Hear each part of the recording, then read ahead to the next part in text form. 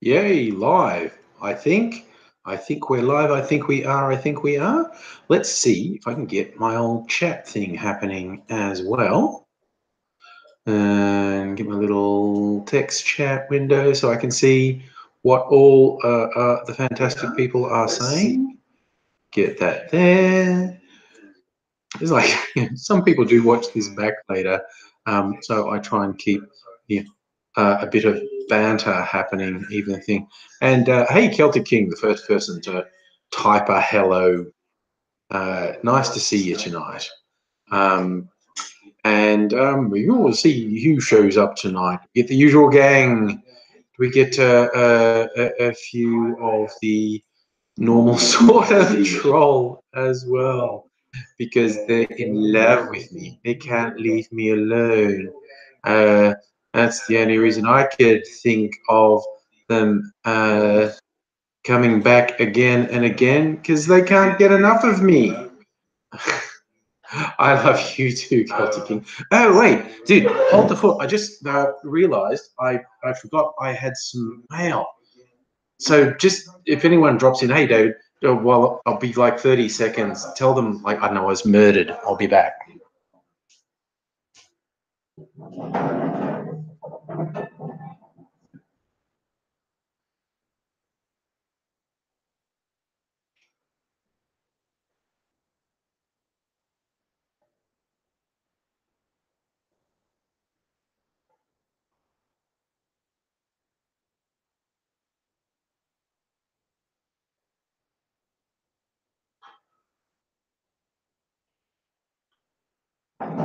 That's a mail.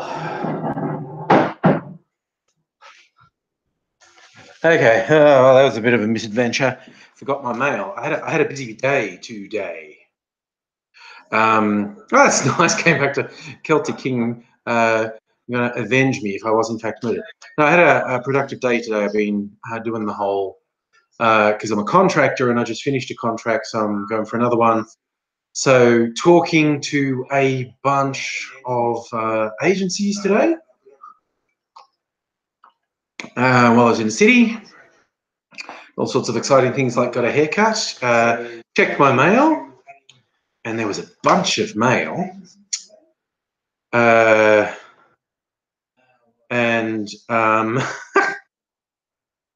that's not me. Weird. Why was that in my... Oh, that was a slightly wrong address on that person's mail that has got it in my things. But I've got two letters. One from someone new by the looks of. Look at this. Contains hate mail, not for the faint-hearted. They're very, whoever this is very funny at describing themselves, saying this is probably sent from a 40-year-old man with the intelligence of a 4-year-old. So I'll open that a bit later, and I have another one as well. We'll see what's in that. Oh, everyone's coming. Hey, Heretic and Chris and Tara and Charlie. How y'all doing?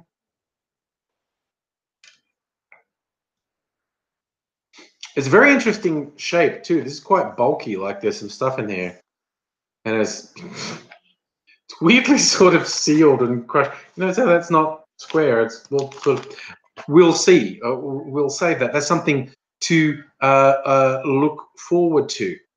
Toby, you like my KFC video? Thank you. Do you have a few other ideas for videos that are not my normal news things, just things I've seen on the internet? Oh, Tara, oh, those trolls are so funny. It's like their complete inability to get a life is really quite funny. I don't know. What must that be? Let us try to imagine for a moment somebody who spends their life obsessing about someone who doesn't give a shit about them. And I'm like, it's not like I'm not even famous or anything. I'm not a politician. I'm not a public figure. Like, yeah, look, I'm all for. I do stuff to wind people up. And of course, if I upset someone, that's almost always deliberate. I always wanted to upset them. People are perfectly way within their rights to mouth up and say, I hate what you did. That's fine. That makes sense. But these ones who like obsess about me, that's really weird. Undead Dan, what's Snoopy doing? He's sleeping. This is actually, no, not today. This is actually my pajama top because I was dressed up in all my business clothes for job interviews today. And it was really hot um, walking home, and I didn't want to keep business clothes on. And so I actually changed to my pajamas. You're saying it's anthrax. Okay, Chris, this is an interesting thing because, of course, okay, so I put my post office box out on the internet. So somebody who thought they could get me in trouble might try to send me something illegal. Someone would have to be very stupid to try and send me something like anthrax because that would get picked up by the detectors they have in mail centers. But yeah, say someone thought they were going to get me in trouble. Oh, I'm going to send him drugs, which would be humorous. Because again, one of two things, like, you know, maybe they're going to send him drugs and then I'm going to call the police and say this guy's a drug dealer and he gets his drugs in his post office box in the hope that the police would stake it out or whatever. But I don't know, someone dumb enough to do that would be dumb enough to not know how easily it could be traced back to them. It's like one of two things happen. Like if they sent some contraband to my mailbox, it would actually get intercepted by the mail service, so it never get to me. I'd get it and open it, and maybe the police swoop down and they say, you're a drug dealer. And I went, no, I'm not. You can investigate me. That's cool because I got nothing to hide. But this post office box is out there on the internet, so some troll's done that, and then the cops would get angry and try and find the person who did. Three, the cops would completely ignore you, and I'd get free drugs. So, you know, none of them are going to hurt me.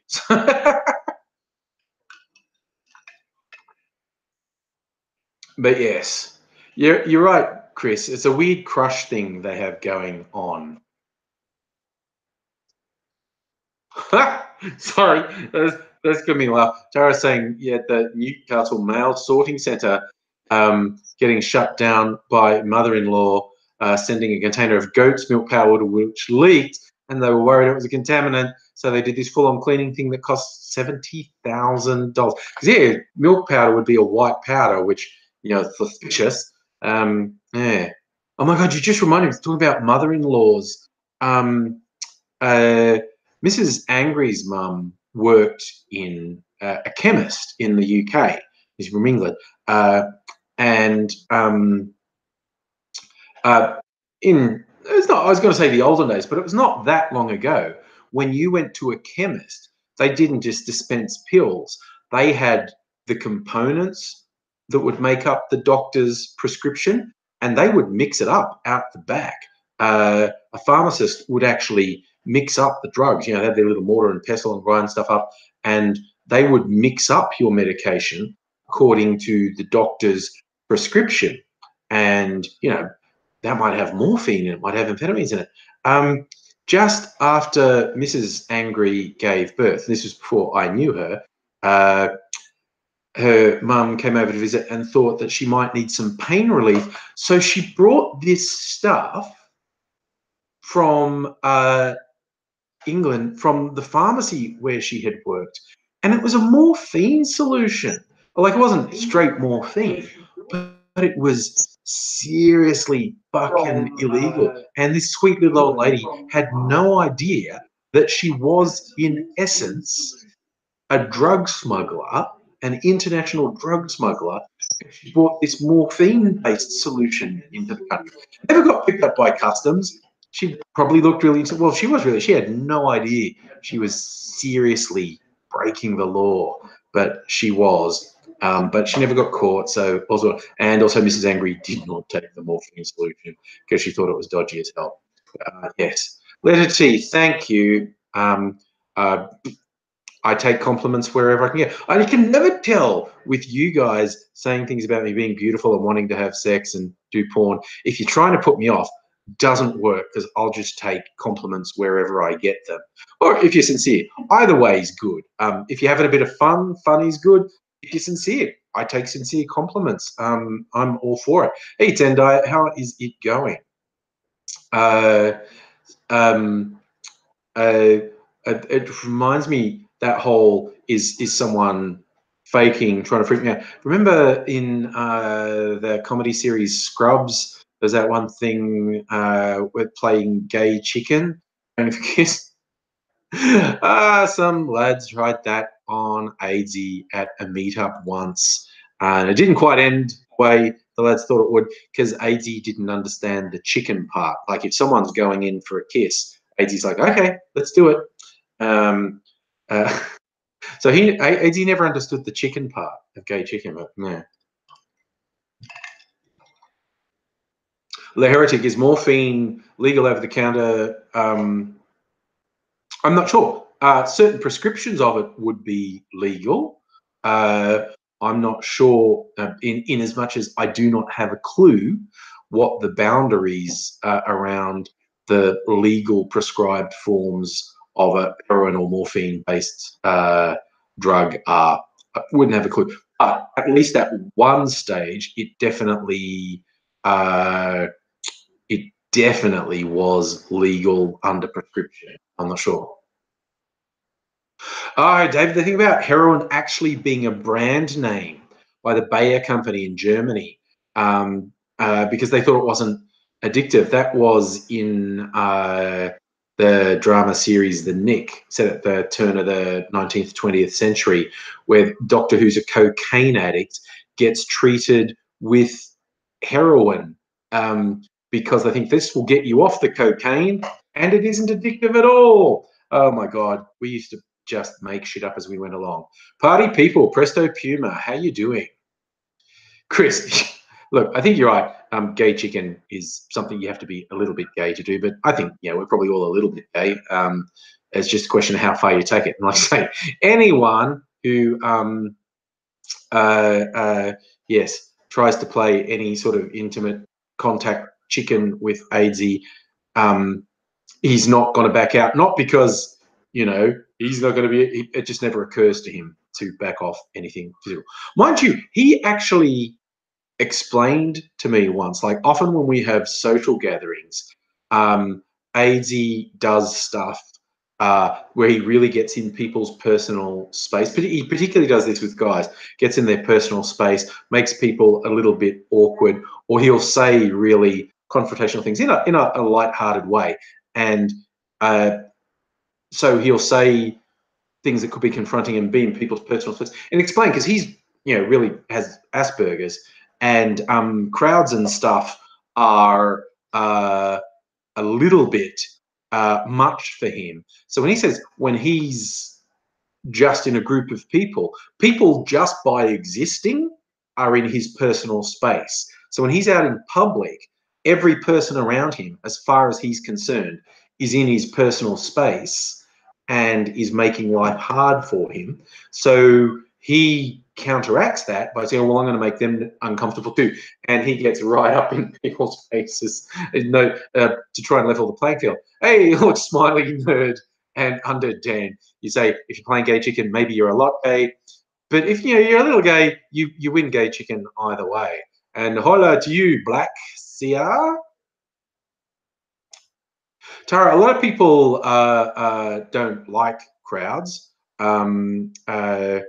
I, on occasion, decide I really don't like crowds. I'm normally fine, but every now and then, I had this weirdest thing, like when I finished my last contract, first thing I did was, man, just stay at home for a week, like binge watching stuff, just chilling, just, vegging out.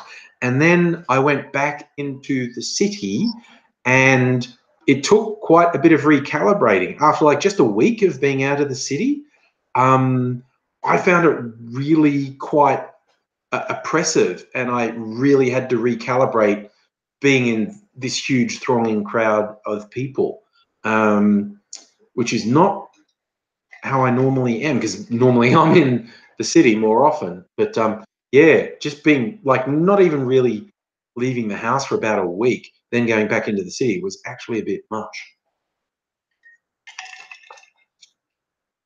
Oh, yeah, right, David. A lot of opium-based medication in Australia comes from poppies grown in Tasmania.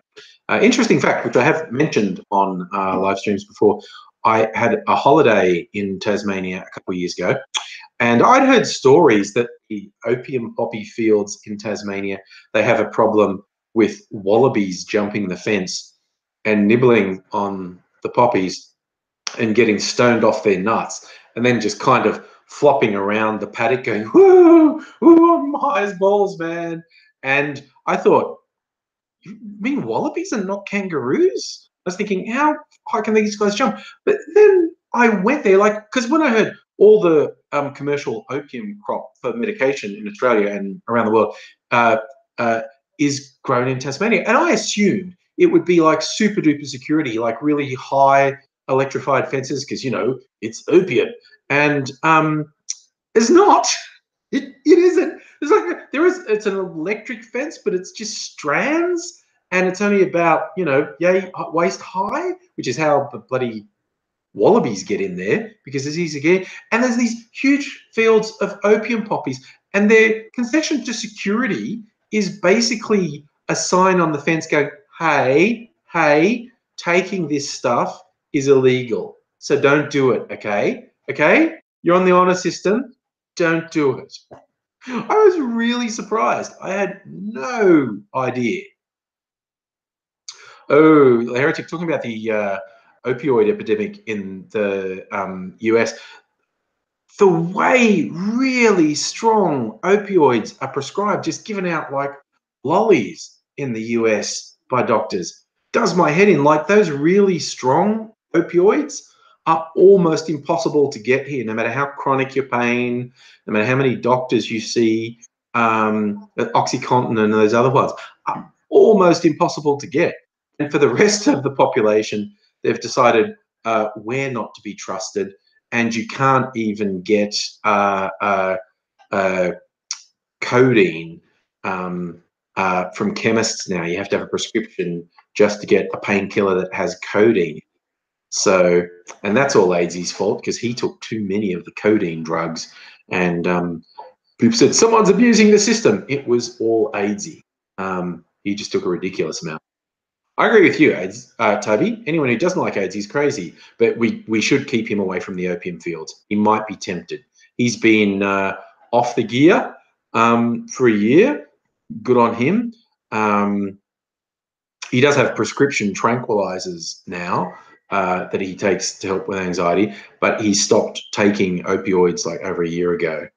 Yeah, you're right, David. The opium plants, the poppies, have really pretty flowers, and that's the thing. The fields in Tasmania where they're growing the opium poppies, when it's flowering season, they're beautiful. Whole fields full of opium poppy flowers. Great. Fila and Sila, how you doing? Good to see you. I'm going, wow. Because I've only been going for 15 minutes. This is, okay, from my perspective, this is what usually happens when you do the live streams, because more often than not, I do a 2-hour live stream. And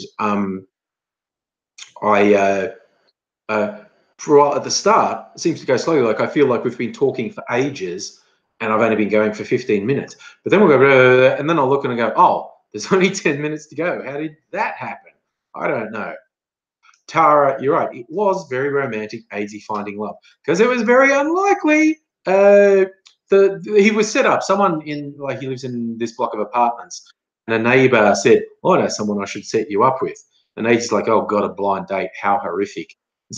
And Jason is much younger than AIDSy as well. And when they met, both their initial reactions was, this probably isn't going to work. But hey, you know, but from the get-go, apparently, from that first like coffee date, they clicked, and against all odds, it just worked. It is very romantic. I agree, Tara. AIDSy finding love, that's a very romantic thing. I also agree with you, David, that opium poppy is a very useful plant. You also get poppy seeds to put on your food. This is true. Like, some people don't necessarily believe it's true, but I did see it on one of those weird TV shows where they test stories to find out if they're true or urban legends. But if you have like a bagel that's got poppy seeds on it and then do a drug test, you can test positive for heroin because it's exactly the same base stuff in the poppy seeds as has gone into the heroin. So, geez, that's a cheery thought, isn't it? Try and convince your work that no, I'm not on the gear. I just had a bagel that had poppy seeds on it. Toby, I don't actually know how long Jason and Azy have been together, and I should because I knew when it first happened, but just lost track of time. I don't know if it's a year or 2 years. It's been a while. Yeah. Scott, what's interesting to me about the over-the-counter codeine ban in Australia, a lot of people were opposed to it, namely the people who sold it, and people who have pain conditions where they were taking codeine-based painkillers regularly but not abusing them. They're very angry. I see people complaining on my timelines a lot that they can't get what used to be simple over-the-counter medication, the pain they have, and they're very fucking angry about it. But I think it is important to note the medical professionals are very in favour of the codeine restriction. And I think that is worth paying attention to. I'm not saying it's absolutely right or absolutely wrong. I just feel like it's worth paying attention to the fact that it's actually the medical professionals who are treating people who are getting into abuse of codeine. They're the ones who think restricting the access to codeine is a good thing. There's no way it's going to be beneficial for everyone, and there's definitely some people who weren't abusing the drugs whose life's now made considerably more difficult. But you can't make everyone happy ever. That's just the way it works. David, you are right that Young Love worked for Barnaby Joyce right up to the point he's going to lose his job. It now looks like he won't be leader of the Nationals probably by about Monday, because some very influential National Party members have now gone public and are saying openly he shouldn't be leader anymore. They've been saying it behind closed doors for a week, but the last day or so, prominent Nationals have been saying publicly, no, he shouldn't be leader of the Nationals. And he shouldn't be, because he's a fucking hypocrite, and there should be a thorough investigation into the job he got for his girlie to see if he's actually guilty of corrupt behaviour on that front. I don't care that he cheated on his family. I don't care that he had an affair. I do care that he's an evil, soulless, hypocritical piece of shit who thinks he can interfere with other people's personal lives, and his justification is that I'm supporting traditional family values when he clearly isn't.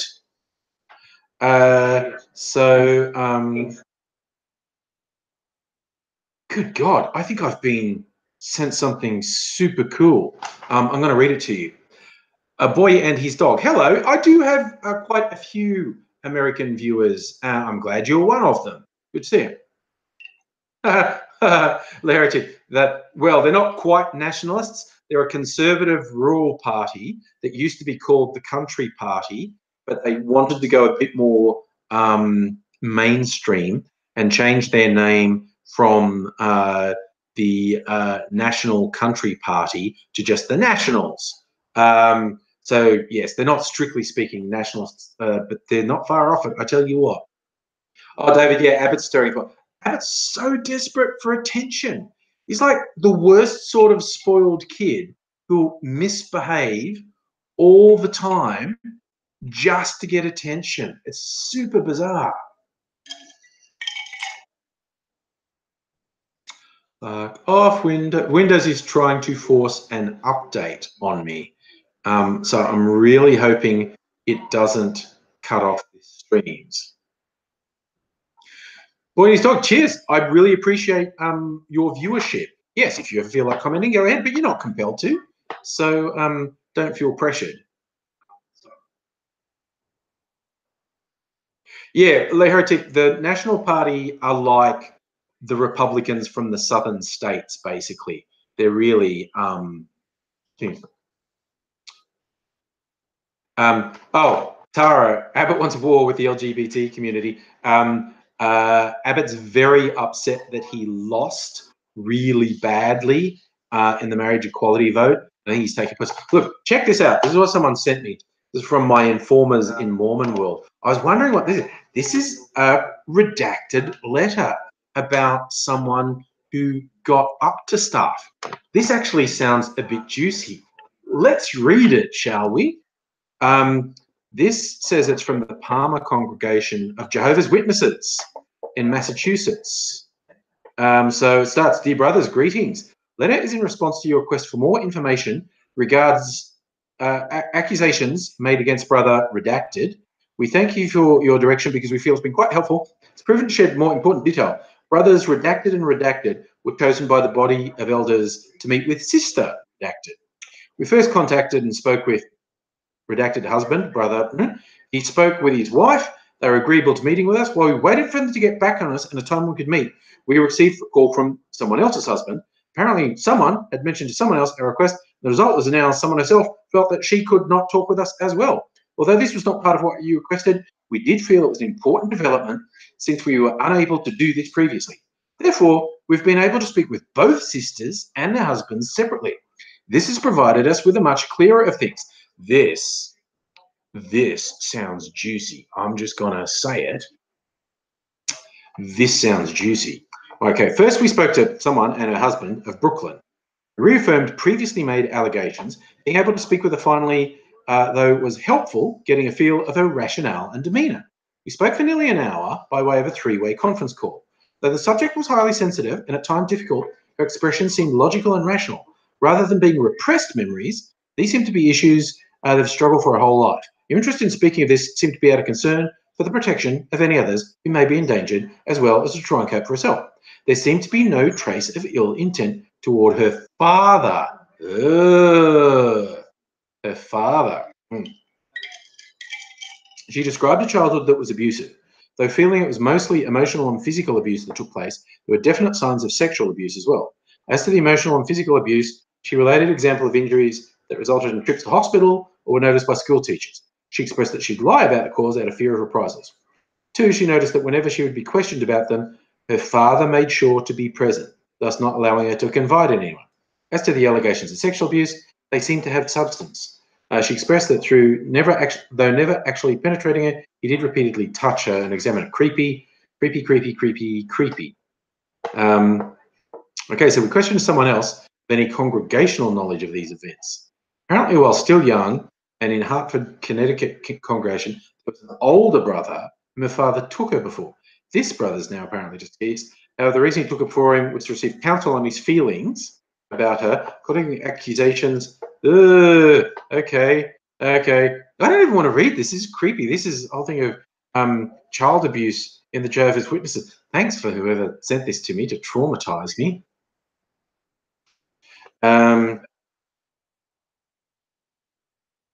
Yeah, I don't want to read this because it sounds like I'm making fun of it. And it's just, there's 4 pages of this. Oh, I'm going to go with the last paragraph. We've certainly been disturbed by hearing these things. However, we feel Jehovah's hand in matters. We appreciate your direction. Wait further instruction to come. Reviewed articles, and Watchtower articles, as well as any letters to the body of elders pertaining to such things. We've also prayed for Jehovah's direction and guidance as we continue to do. We've tried to assure the daughters of Jehovah's love and find comfort in his care as we had opportunity.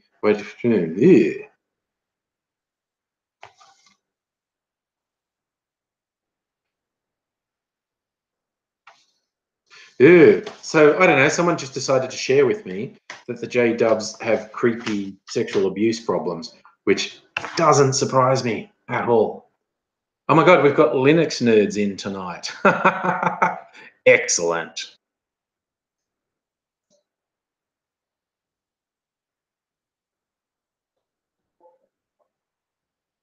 So what's that leading on for, Le Heretic? Okay, so, oh, hi, Colin. Look, hopefully this is funny. I think this is just aimed at me. This is the one that says it contains hate mail. It's come from someone who lives in Surrey Hills, Crown Street. I used to live in that neighbourhood. It's a bit messy. Neatness is not this person's forte. I will just say that. But there's some. Oh, it's like memes. Someone sent me memes. It's a Turnbull meme of, I believe in universal healthcare, people who pay for it themselves.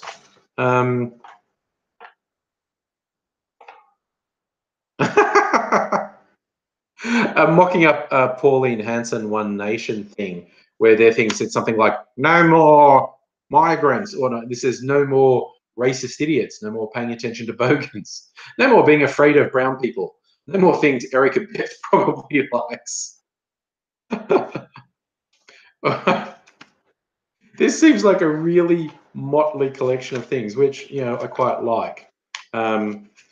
It's like, kids, this is like memes without the internet.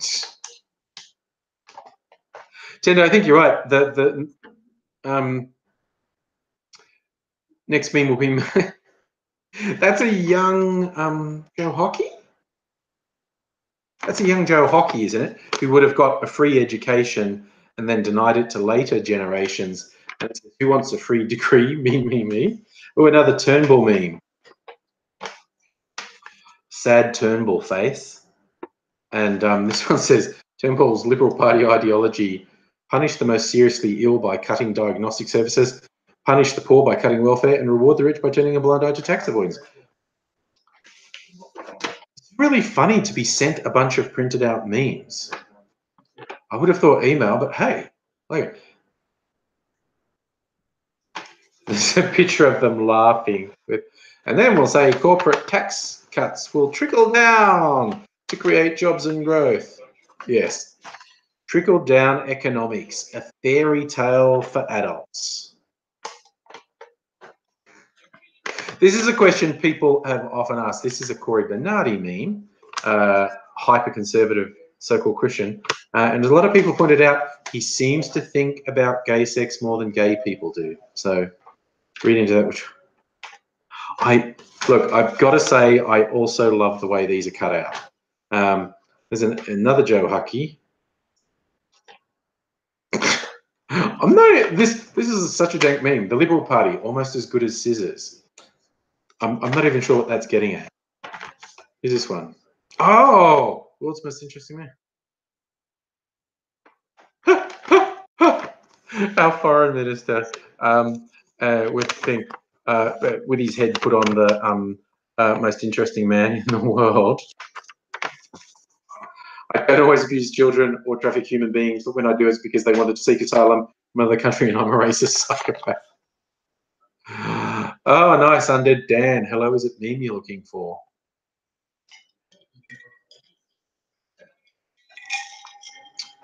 Feeler and Sealer, I think you're right. The only trickle down we get from the rich is them pissing on our heads. Toby, I think you're right. More people should send me weird. Sorry. As Pauline Hanson's head over a halal snack pack, and she's saying, please explain why they taste so good. And halal snack packs do taste good. Last one. Okay. That's the hat on Australia. What's that mean name of that guy, the douchebag guy? Is it just douchebag? It's like douchebag Australia. Conservative Party is called the Liberal Party. Don't bother explaining to the rest of the world that in Australia, Liberal refers to economic and not social freedom. Yes, that's the core tenet of the original makeup of the capital L Liberal Party in Australia, a term that's these days regarded around the world as meaning socially liberal. The original Liberal Party were about fiscal freedom, like, you know, they were, you know, the libertarian side of things. But even Robert Menzies, they Yeah, they were bigger on individual freedom than the current Liberal Party is. Home is foxification.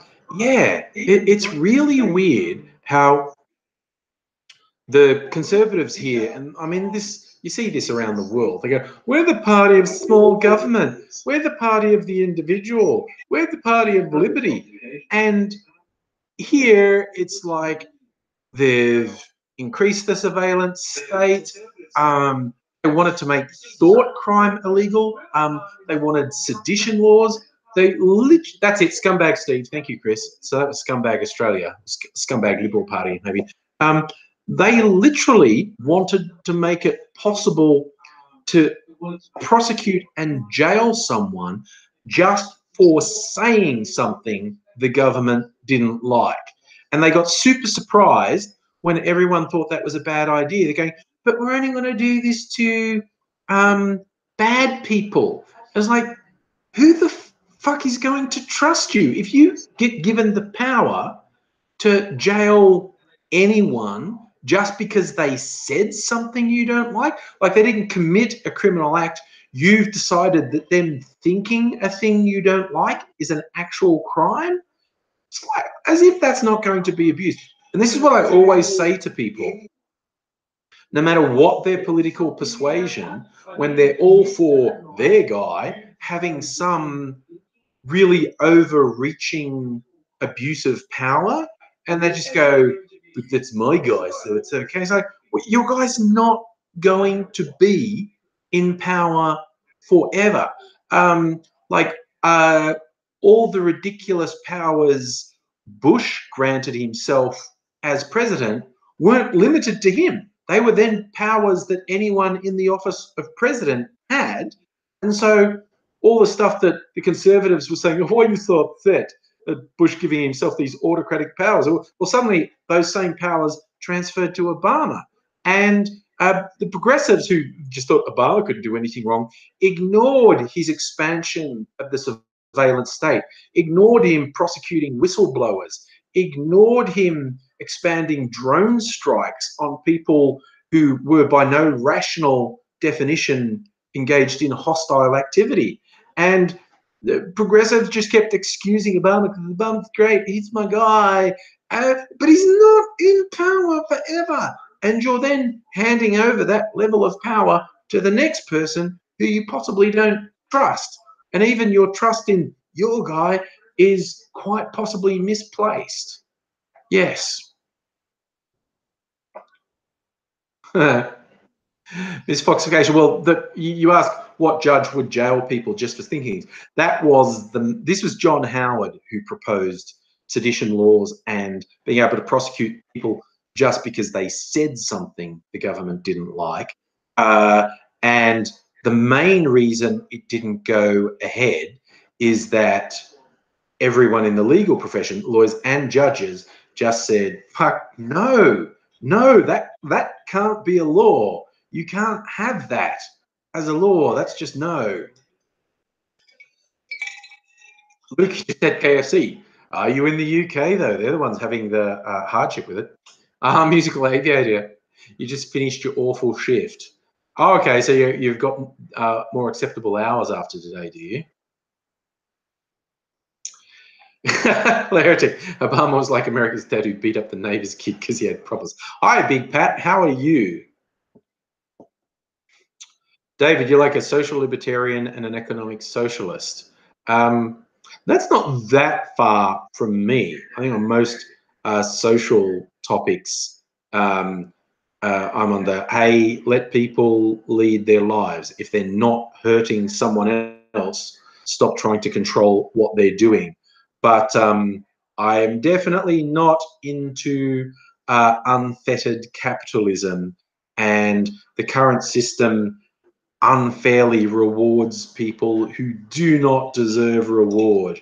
And I'm way into redistribution of wealth, quite honestly, because the current system is fucking criminal. Like, Heretic, you loved your dad, but he did some shitty things. That was a famous English poet, wrote a poem that's the opening line is, "They fuck you up, your mum and dad." And I think the next line is something like, "They don't mean to do it, but they do." I think no matter how good a person you try and be, you're going to fuck someone up. You're going to do something shit at some point. A misfoxification is police are known to charge people when the charges won't stick. I think every state police has a law they can enforce.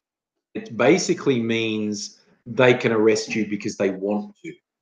I know in New South Wales it was called statutory offences. I think it's got a different name in Victoria. AIDSy always calls it the law of possessing a rude head. And it's literally the cops are just looking at you and rightly or wrongly decide you're going to cause problems, so I'm going to remove you before you do. Like, you haven't committed any other criminal offence, so I'm going to charge you under the Summary Offences Act and just cart you off. And as you say, 9 times out of 10, it's either to scare someone and have some leverage over them saying, sometimes it's literally just like, okay, you haven't started a fight yet, but I think you're going to. So I'm going to take you off, put you in the squad car, maybe take you down to the station and let you out a bit later. And they're going to frisk you to see if you've got any weapons or drugs, because then I will charge you. But it's, I think almost, I think every state in Australia, the cops have a law that just means they can arrest you just because they wanted to arrest you. Oh, Pat, you're back with Rachel, boyfriend, girlfriend. That's nice. True love wins out. Felix Healer, unfettered capitalism means we're going to be chickens in a huge battery farm. Well, what those at the top don't seem to realise, they haven't looked at history. The exploitation goes on long enough, eventually they get dragged into the town square, and the guillotine, or whatever the choice of the day is, gets a workout. Misfoxification, you may be right that you can just be held under suspicion for 48 hours, either walking while black in Australia. And this is not just Australia. This is interesting how widespread this was around the world. As recently as in the 50s and 60s, there basically either official or unofficial segregation, where the cops would tell black people, well, you might have a job, you might be here during the day or whatever, but when the sun goes down, I don't want to see you here. The saying was, don't let the sun go down on you in this town. If you happen to be black after sundown, you would just get fucked up. Oh, the heretic. Being in jail on trumped up charges, that's possible. Man, if the people in control, and in fact, the US system of law freaks me out, because you have the local, like city-based law, and then the state troopers and the sheriffs, and particularly, although not limited to, but particularly in regional areas, the law enforcement through local law enforcement and locally elected judges can be super fucking corrupt and super racist, and virtually nothing can be done about it because of the way local ordinances have been set up. I read some of the stories about really severe abuse of legal process in the US, and it quite freaks me out. There was one which was invented for the war on drugs, which you can look at and go, this has some merit. It was asset seizure. It's like, okay, if we convict you of a drug crime, we can confiscate all of your possessions because we believe that's the proceeds of crime. And you look at that and go, that seems okay. If you've got them on a drug charge, take their assets because they got their assets through being a criminal. But that has been extended in really creepy ways. One, in a lot of jurisdictions, the cops will take the assets of your relatives if you've been charged, and this is not even convicted, this is charged. And the second one, there's this thing, it's basically a straight up shakedown that some cops do, like highway patrol, state troopers, pull someone over and say they want to search their car. And if you happen to have anything valuable in the car, like cash or whatever, they go, I believe this is proceeds of crime, I'm taking it. Now, technically, you can go to court to get it back, but it's really difficult. And the cops haven't broken any law, and they're just fucking stealing the money, basically, and they get away with it. Absolutely, David, the war on drugs caused more problems than it solves. It's fucking terrible. Yes, misfoxification. The local department gets the money and assets. So you get these local police forces with lots of luxuries in their station because they've bought stuff with money they got from asset forfeiture. It's completely out of control. Sometimes it's like the cops are literally just doing shakedowns, and doing shakedowns on criminals is bad enough, but doing shakedowns on people who aren't criminals is just so outrageous.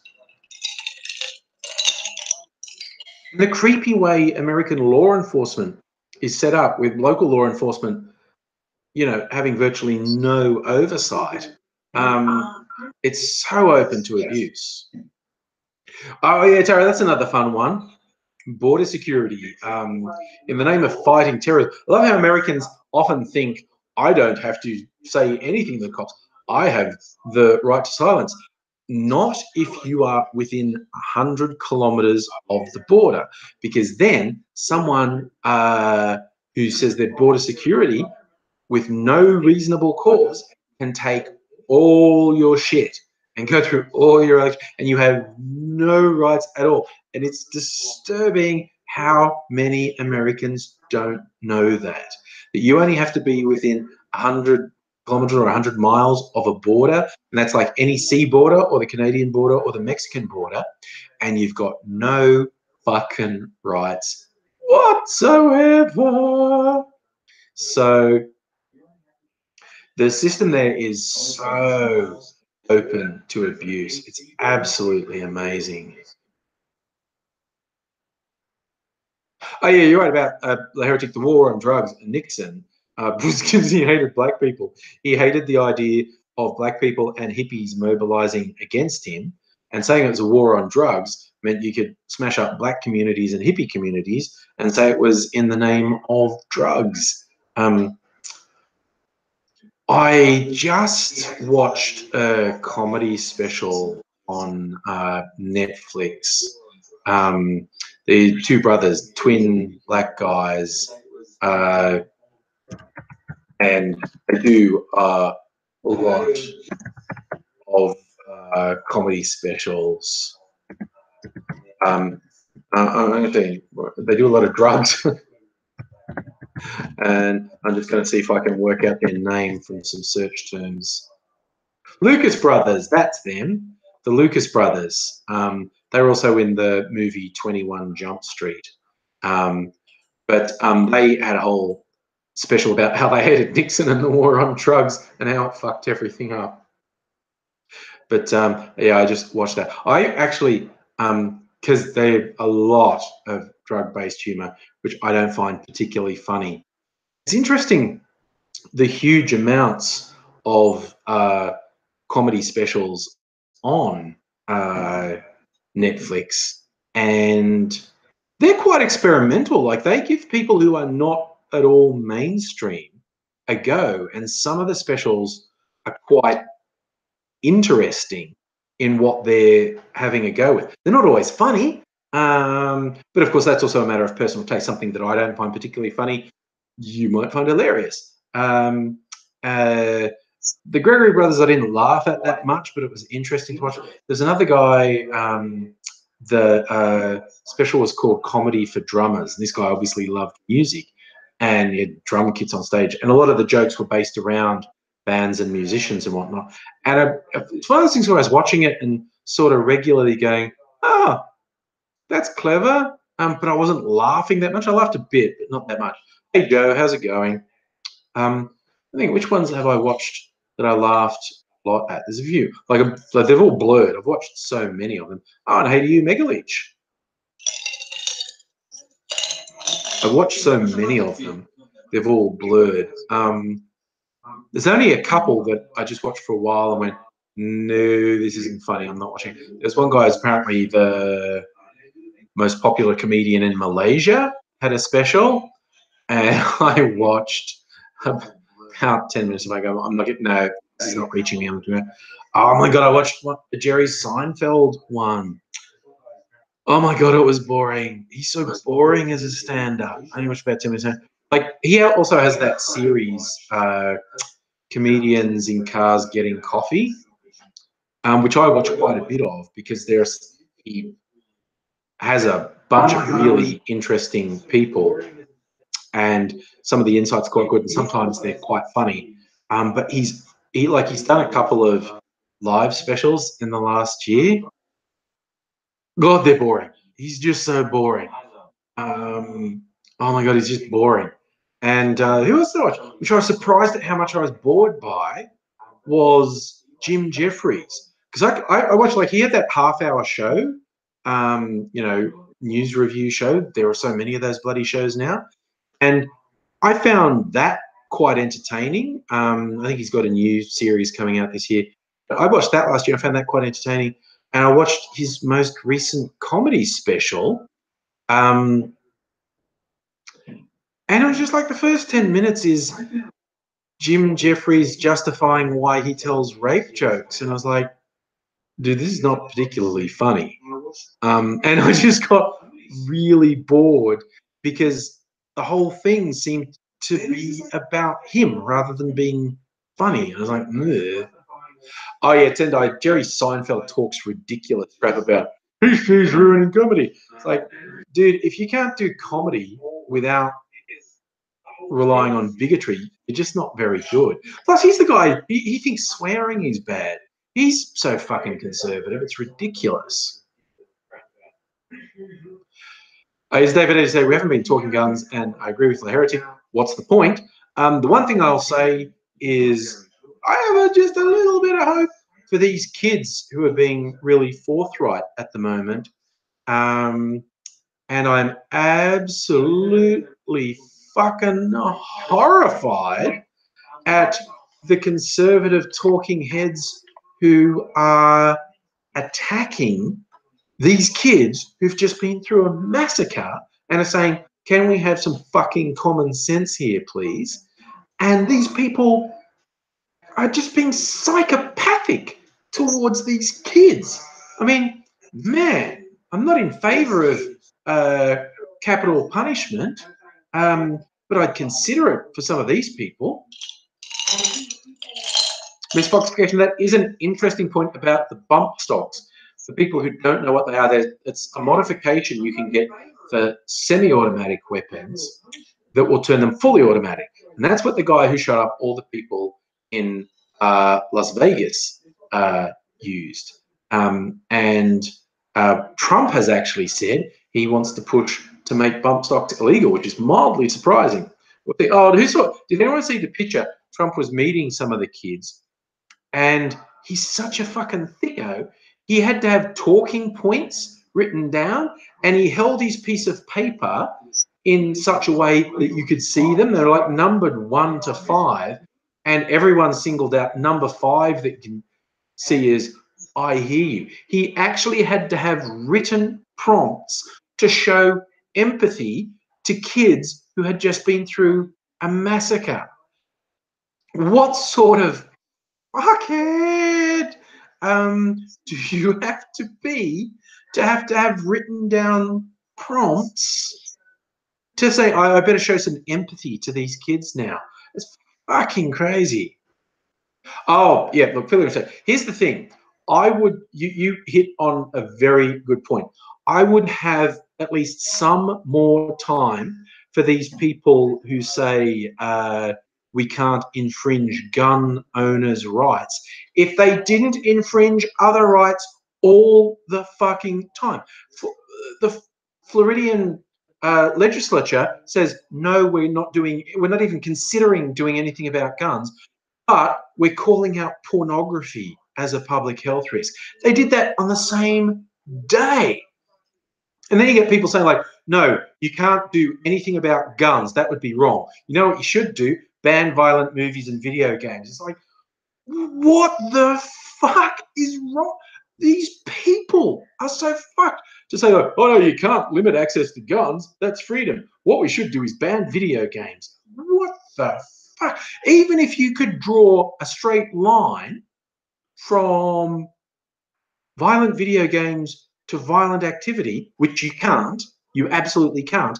But even if you could, the game is obviously a lot less fucking dangerous than a fucking gun. And it's like, so if you would just shut the fuck up, and even just that old furphy there, oh, mental health is the issue, and where Trump repealed laws to limit people with mental illness getting access to guns. And it's not like he's helping people with mental illness. It's just like, no, just say the truth.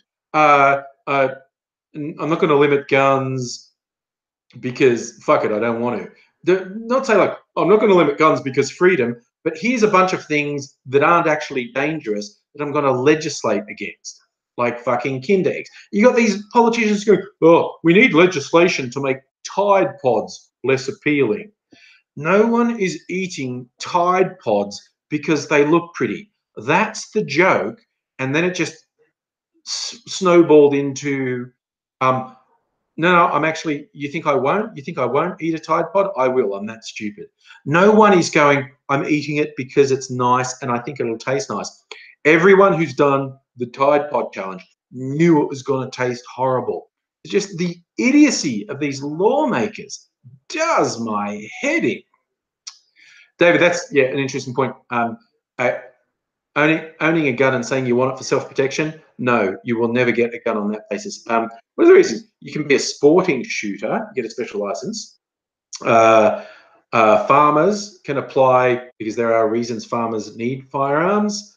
And I think if you're a security guard, you can get a gun license, obviously. Is there anything else, David? I think there's those three. There's rural licenses, sporting licenses, and professional licenses. But just saying, I'm a private individual and I want a gun for security, you're not getting it. You're just not getting it.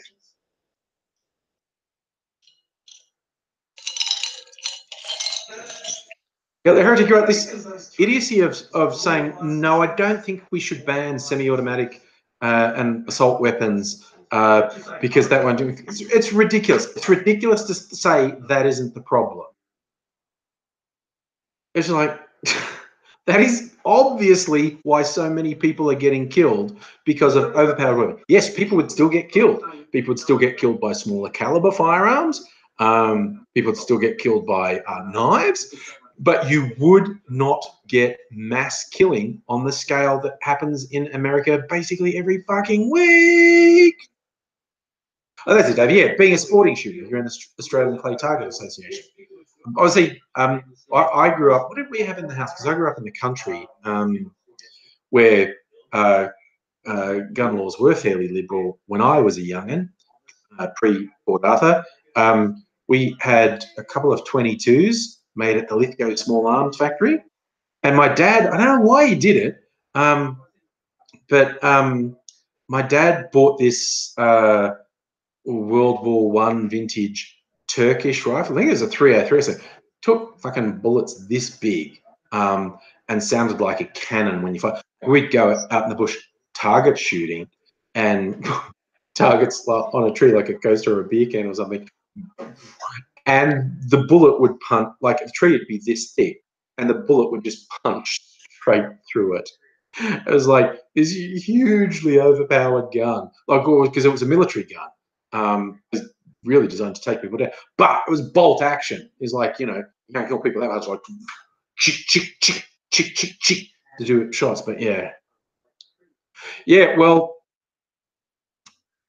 David, when you stopped being a member, you had to sell your guns. Our guns had to be actually no. Okay, here is the weirdest shit thing that happened. They were my dad's guns, and I think he had a legal license for them. About 322s. Oh, there were some slug guns as well. You never seen a slug gun? A slug gun's like an air rifle, works off compressed air, and you put a little lead slug in it that's about this big. And these old slug guns, the more recent ones like Daisy rifles, BB guns, you pump them to get enough air pressure to fire the pellet out. These old slug guns, it was a single thing. I'm trying to, it's like a long rifle up, and you bent the barrel down, and that like cocked it, stick the slug in the hole, and put it back up. And then there was enough 14 and you bang, and you fire a slug. It's not, well, you could probably kill like a pigeon with a slug gun if you hit it somewhere. But with a human, it might break. You wouldn't want to get shot in the eye with a slug. But if it hit a human, it'd probably break the skin. Fucking hurt if you got hit with a slug gun. So we had slug gun, 22, and this ridiculous fucking cannon my dad had. Now, when he died, those guns should have been disposed of. But my older brother, who's a bit of a miscreant, hung on to them. And let me tell you, there were 1 or 2 misadventures because of that. But anyway, he had them, and he had them illegally. So he had them stashed in the ceiling cavity in his house because he had them illegally. My mum was always at him like, you shouldn't have those, that's illegal. And also because he and his wife were both honestly a bit fucking flaky. And them in a domestic with a couple rifles in the house, not a good idea. He did shoot the tires out on his car one day, and he was storming off. But anyway, one day his house burnt down, and the guns were destroyed in the fire, and my mum was actually super glad of that. But yeah, that's why. Oh, David, you had 12 gauge over and under. Yeah, well, you're a sporting shooter, yes.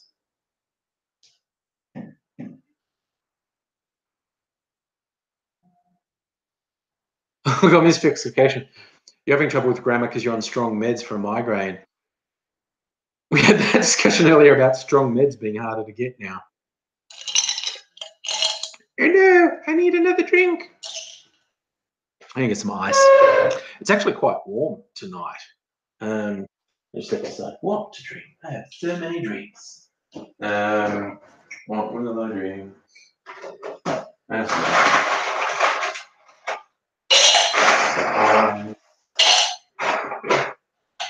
This one. It's a urine sample. I have a big urine sample here. I want some lemonade. Okay. Okay. Right. Settling down again. This one. There's no getting around. This one just looks like a urine sample. It's a very yellow drink. It's a pineapple fusion. Anyway, I'm going to have it with some lemonade.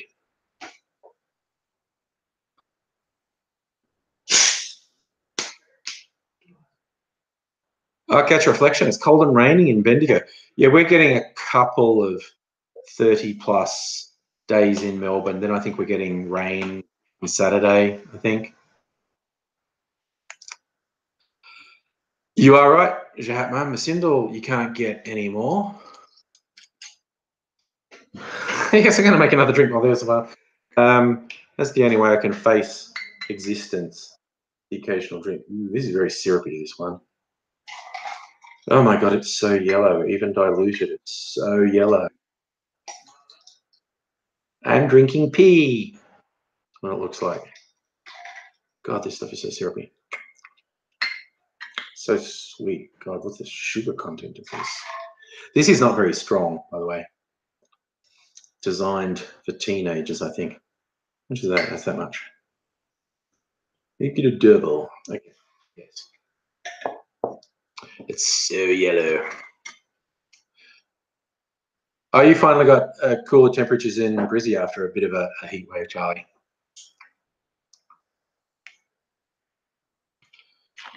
David, pump action rifle. You notice, okay, here's an interesting thing. Some very small number of lobbyists, including that absolutely worthless piece of shit, David Leyenholm, who calls himself a libertarian, but he is not a libertarian. He's a bought and paid for right-wing shill who acts like a complete cunt under the umbrella of, I'm a libertarian, I'm about freedom. He's not, because he's all about legislating stuff he doesn't like, stuff he's paid to argue against.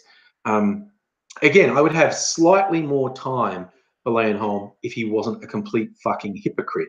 Not a lot more, because he's a piece of shit and talks shit all the time. But he's not a libertarian. He's a fucking hypocrite. And he's one of the people who's lobbying for basically a semi-automatic shotgun to be made legal in Australia.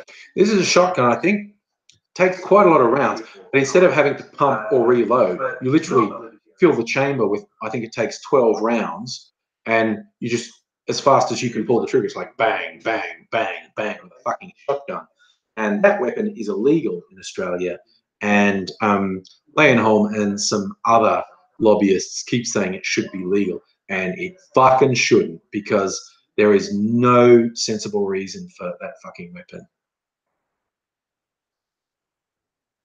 Oh, the heretic. I can imagine being in rural areas of the US and thinking owning a gun's a pretty good idea, because feeling that you're on your own, I can really see that. A friend, well, I actually have a couple of internet friends who live in West by God, Virginia, and one of them is very funny. He's a libertarian. He's an honest libertarian, which means we don't agree on everything, because he's far more libertarian than me. I believe in regulation of a whole bunch of things. But he's a good bloke. But he says, like, I've got a gun. If you saw my fucking neighbours, you'd have a gun too. Because he lives in a rural area, and he's just going, nah. The people in the surrounding area, I do not feel safe. I'm having a fucking gun in my house, because I really think I'm going to have to use it one day. Oh, that's it, David. The Adler lever action shotgun. That's the one Holm and some other fuckheads want made legal when there's no reason for it.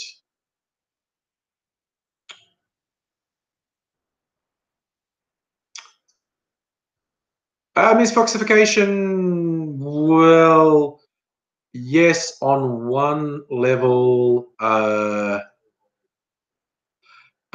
you could say it might be useful to have a fast-firing shotgun for pig hunting. I grew up in the country, and I've been pig hunting, and something that fires that fast would be more dangerous to the people on the hunt than the pig. This is how it went where I grew up. We actually called it spotlighting, because you would do it at night. It'd be a ute or a small truck, like what Americans would call a pickup truck. We call it a utility vehicle. And you'd have huge fucking spotlights on top of the cabin, and there'd be people back in the tray with guns, and you'd be careening around this fucking farm at night in the dark with a spotlight, because you're trying to pick out the eyes of the animals that you're trying to get, the reflective eyes, and shooting from a moving vehicle is really fucking dumb.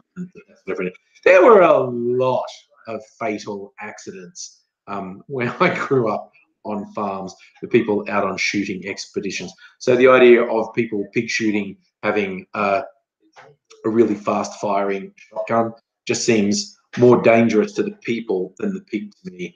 The chosen weapon for taking down a pig is maybe a shotgun, like using heavy slugs, but it's also like a heavy rifle, like a 303, where the munition has a bit of penetrating power. Oh, okay, Miss Fox, everything's different in the Northern Territory. If you're doing shit on foot in the Northern Territory, yeah, you'd want a gun. But again, it's such a remote possibility, such a small number of scenarios where you could make a case. There's no validity for the weapon being legal. Oh man, if you ever want fun, like seriously, most Australians I think don't go to the Northern Territory, but you should. And if you ever get to visit Australia, Northern Territory is great. Like wildlife, but the fucking wildlife that roams around there, water buffaloes and camels, and yeah, wild. We have feral camels, feral pigs, feral donkeys. I think, and of course, we get up further north, you get the fucking crocodiles everywhere. But I had a month's holiday in Darwin. It's great. It's absolutely great. That whole area there, like Kakadu, Arnhem Land, uh, that whole area up there is great. And just even a month's not enough to explore it. Yes, that's the one. Here's Foxification. See you in the NT. A rather saucy thing that it's like. I mean, a lot of people thought it was actually an official a Northern Territory tourism campaign because it was done up to look like one, but it wasn't. It was just someone having a bit of a joke and trying. I think they did sell like tourist stuff up there in the NT, but it was a private entity rather than the government tourism thing that came up with CU in the NT, with the CU NT being quite prominent. Toby, you're right about going shooting with a bump. The one guy I knew who got killed because someone in the cabin of the vehicle had a loaded gun and they thought they were being safe. They had it pointing up, but there were people in the tray in the back of the ute and everyone was leaning over the cabin, and when they hit one of the bumps, shot up through the roof, straight through the head of the guy who was leaning over. So yeah, people in the country are pretty wild and reckless with that sort of thing.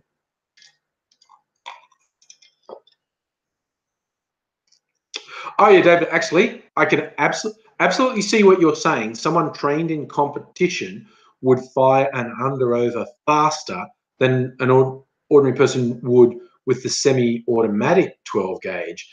The real danger, though, is that semi-auto 12 gauge appealing to a fucking idiot, not to a sporting shooter, an idiot who couldn't be very effective with an under-over shotgun. Actually getting this fast firing semi-auto make them much more dangerous. I think it's just I'm really iffy about who this shit appeals to. It's kind of like when people say pit bulls aren't a dangerous dog breed. When they attack someone, it's the owner's fault, not the dog. And technically, that's true. People get upset at the idea where various jurisdictions will say, okay, it's illegal to own a pit bull, and people go, oh, that's not fair. Pit bulls are lovely dogs. And then you get another story of a toddler being ripped to pieces by a pit bull, and they go, it's not the dog's fault, it's the owner's. And I think that is technically true. I just think a really aggressive dog, like a pit bull, appeals to a certain sort of fuckwit who's going to be irresponsible. Oh, David, do you like shooting clays? Definitely good fun. When I grew up, I went target shooting all the time. Not with anything as big as a shotgun, like it was mainly a 22. Like I said, then my dad bought this insane fucking cannon at one point, which I was never keen on firing because I thought it would dislocate my shoulder. I think target shooting is really enjoyable. Was way into it growing up. But hey, here's the thing: kids are awful. When you see like everyone trying okay, Heretic, that's exactly what I'm saying. Pit bulls in and of themselves aren't aggressive. It's just that I think they disproportionately attract a certain sort of fuckwit to own them, where that fuckwit is very irresponsible and raises the dog very badly, which ends up in bad situations. And that's why I really have a problem with people who really want to have a lot of guns, because I think that it's one of those things where the person who wants it most is usually the least fit person to have it. Again, the heretic, I think in and of itself, a pit bull is not that dangerous. I just think they attract fuckwits. Oh my God, I was on the beach once when my kids were quite little, and I don't know, these stupid kids come up the beach. Their dog was a Cocker Spaniel, right? Obviously the most docile dog. We Cocker Spaniels, they're sweet one on. And the dog, for no reason, just launched at the kids and attacked the kids. Didn't get any of them. The closest got, it did get one kid's shirt. But then these kids obviously knew that their dog was dangerous and fucking psycho. And one of them, like, full on tackled the dog. Ow. Yeah, Ant just bit me. On the leg, though, not the scrotum. It's not going to be like AZ. One of these kids tackled this dog and dragged it off. And they were lucky they left quickly, because I was kind of filled with this rage of wanting to kick the shit out of these kids. Because it's like, I say kids, they were maybe early 20s. And because it's like, okay, who raises a Cocker Spaniel so badly that it just attacks kids? And because the way this guy tackled the dog, he obviously knew the dog was incredibly fucking dangerous.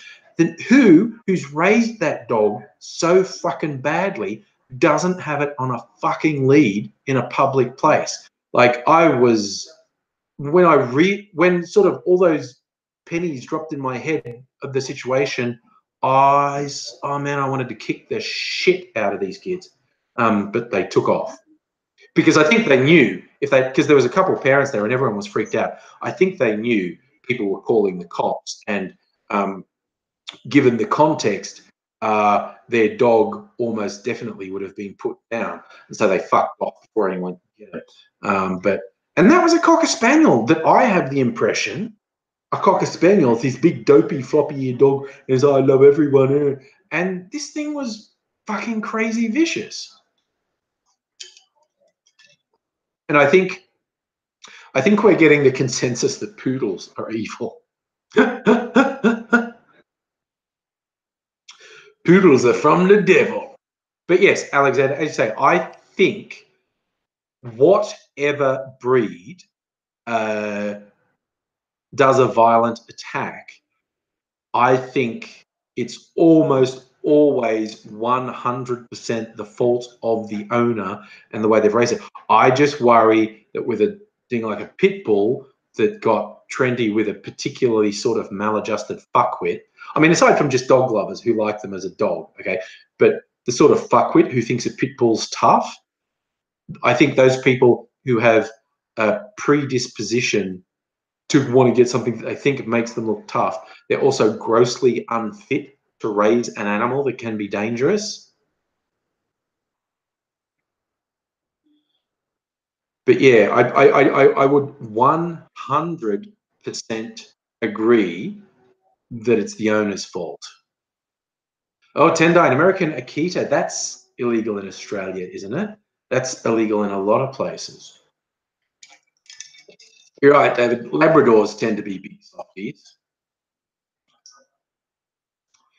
I remember, because for those who don't know, Australia has a native dog called the dingo, which is actually very beautiful dog. They're sort of yellow, orangey, gold color. The dingo is a very beautiful dog, and there was a period in Australia's history where the settlers, where people started having dogs, settlers were paranoid that, like, if someone had something like a German Shepherd, which can be trained as an attack dog, if they crossbred with a dingo, it would turn into some sort of super dog that would kill us all. So people were really into killing dingoes because they were scared of them. And dingoes can be very dangerous. Ask Lindy Chamberlain. Ask people who've camped on Fraser Island, where dingoes are always invading campgrounds.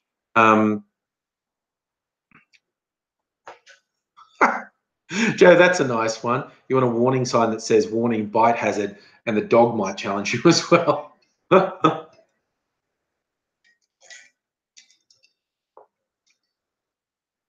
But yeah, it's kind of like we had two native dog breeds. The Tasmanian thylacine, which was called the Tasmanian tiger because it had stripes. The beautiful, amazing, fascinating creature that got wiped out because everyone was scared of it and they thought it's going to kill all the sheep.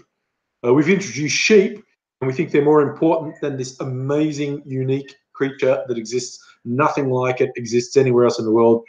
We should kill the unique creature because we suspect the sheep. And I think the Tasmanian tigers probably did kill a fuckload of sheep because sheep are stupid and it was an easy source of meat. But just the whole thing about, hey, look, that's a truly unique animal that exists only here, but we perceive it to be a threat to our commercial venture, so we're going to wipe it out. It's fucked. But yeah, the thylacine Tasmanian tiger is an amazing creature. Tasmanian devil's pretty weird too, but the Tasmanian tiger was a whole different level of weird because it's much bigger. Yeah, Britain and people, Jatma. That's the British colonial line around the world.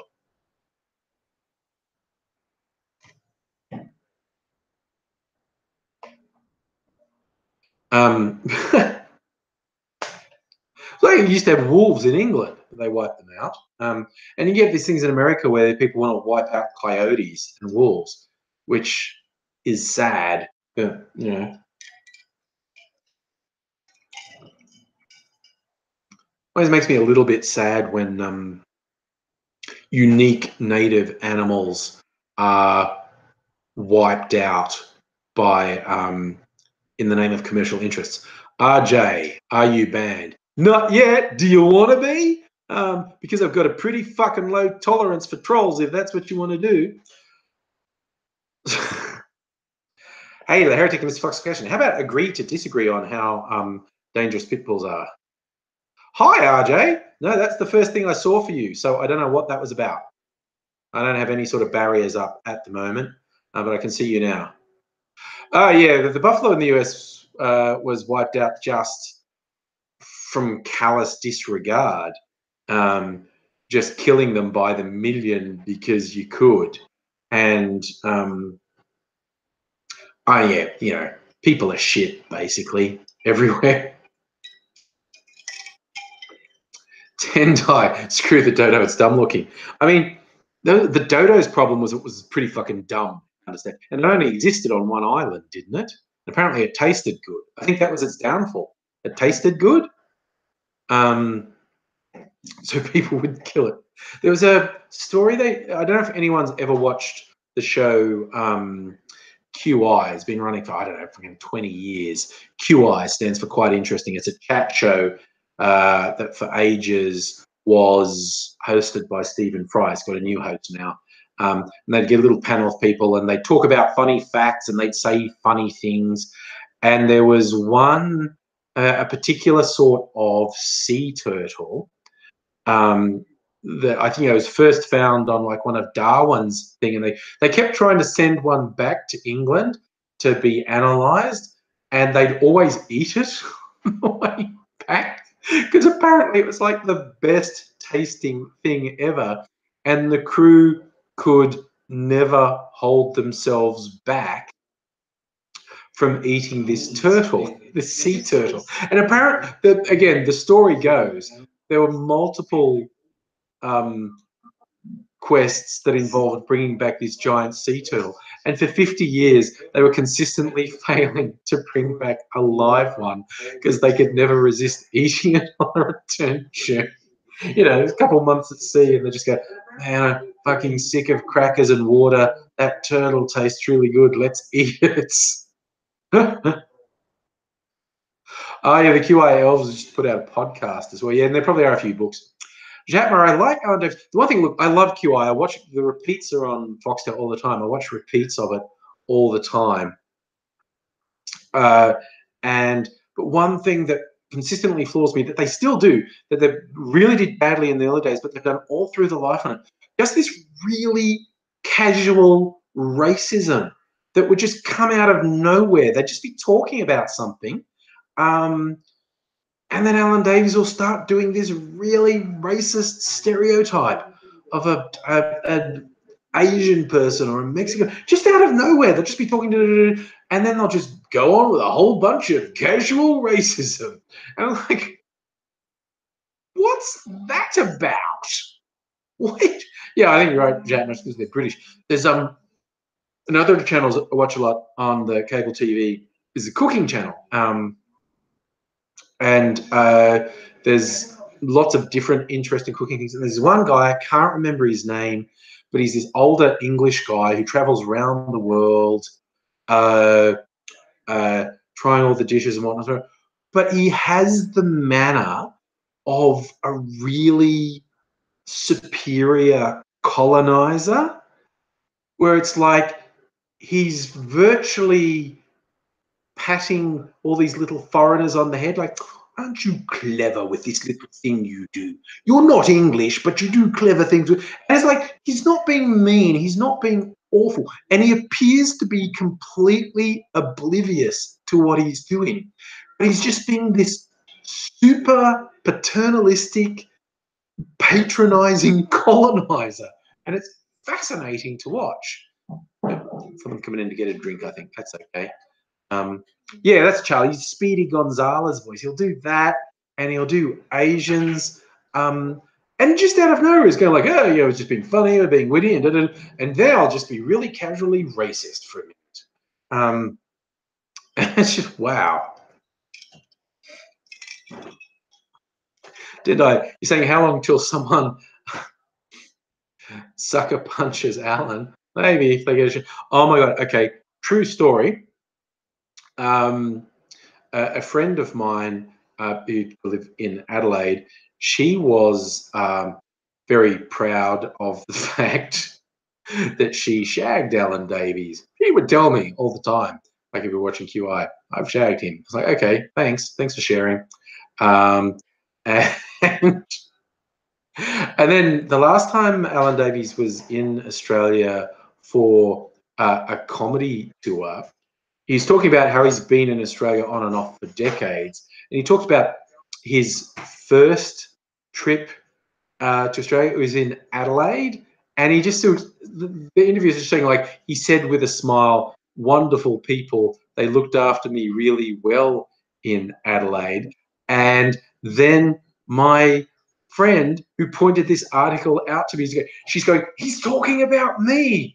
I shagged his brains out in Adelaide on that trip. And it was just, okay, thanks, Em. Good, excellent, good. Oh, Tide Wolfie, why are we suing Twitter? You're the first person who asked. I put that in the head because I saw just before I came on. In the last day or so, Twitter has expunged thousands of bot accounts. Like we've all become aware in the last year that Russians seeking to cause shit have a bunch of like bot accounts on Twitter and Facebook. And Twitter spent a bit of time running a bit of algorithm to work out what accounts aren't really people, and they expunged thousands of them. And all these, again, alt-right neo-Nazi types are upset because their subscriber number dropped by a couple thousand because all their subscribers were bots. And they've reacted in a completely insane manner. Like they are off their trolley, these people. But what I'm actually referring to is something that goes back to last year, like last December. Twitter suspended a couple of white supremacist accounts because they said we're suspending some, and it's not even necessarily about what they did on Twitter, but we know this linked to this white supremacist group and is supporting this white supremacist group. So we're killing accounts. And so this fucking straight up Nazi white supremacist is now suing Twitter. This is going into court. He's suing Twitter for infringing his free speech. And I don't know, he's got some high profile lawyers to take the case.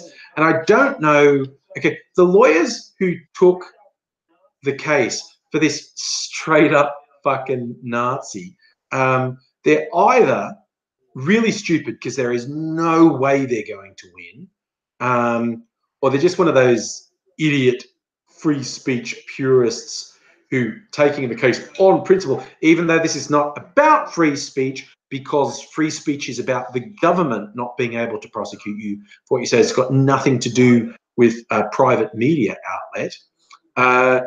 Or the third case, they're just taking money off these idiots. They've just gone, yeah, I'll take the case because you're going to lose and I'm going to charge you a lot. And yeah. So I think it's one of those three. Either these lawyers are just really fucking stupid because they're wasting their time because they're going to lose, or they're one of these free speech purists, or they're just taking the Nazis' money. Yeah. It's not free speech. The concept that any sort of media platform has to give you a platform is farcical. The American free speech laws is about the government not prosecuting you for things you say. It doesn't mean anyone else has to listen to your bullshit. It doesn't mean anyone else has to use their private business to provide you a platform for your bullshit. It's absolutely ridiculous. They're too scared to ban Trump. What are they going to do when he starts World War III on their platform? They'll feel silly then. They'll feel like a right bunch of sausages, they will. Oh, everyone told us Trump was going to start a war on Twitter. We didn't do anything. And he went and did it. Oh, wonder if we bear any responsibility for this going on.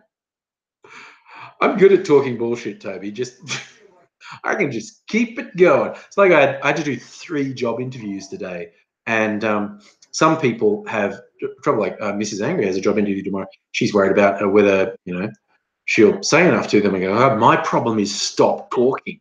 Someone asks me a single question, I could go on for ages. Like I was helping out another YouTuber who's a film student, and they had to do a short documentary. I thought it was like 5 minutes. And they said, oh, can we interview you? Because it's supposed to be an interview. I said, yeah, cool. And they had a list of like 10 questions. They didn't tell me that they had to edit this thing down to 5 minutes. So I thought, I'm going to give them a lot of material. So this list of questions, 10 questions, and they asked me one. I talked for like 5 or 6 minutes on every question. And it was only after I finished that I thought, oh, I've got to edit this down to 5 minutes. You should have told me, because I thought you needed lots and lots and lots of material. So I just gave you when you asked me a question, I talked for a long time. I could have truncated it, but you didn't tell me you had to limit it to 5 minutes. Man, I just, that's why I do live streams, because I can just talk shit for 2 hours. It's easy.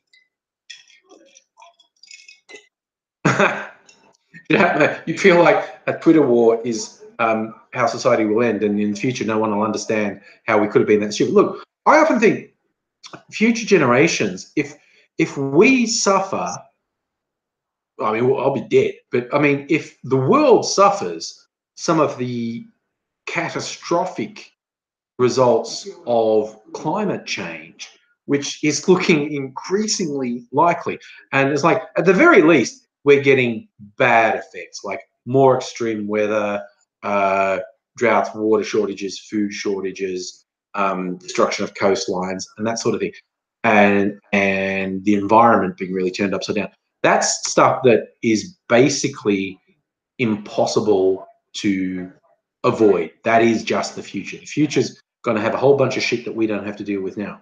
But the really catastrophic ones are the ones that absolutely destroying the world's food crops, and drought over half the planet, and waves of refugees numbering in the billions, and which would result in war on a global scale, like the utter destruction of civilization. If we get some of those catastrophic results, you imagine in 100 years, 150 years, 250 years, a younger generation dealing with all this shit and clawing themselves back out of it, saying to someone older,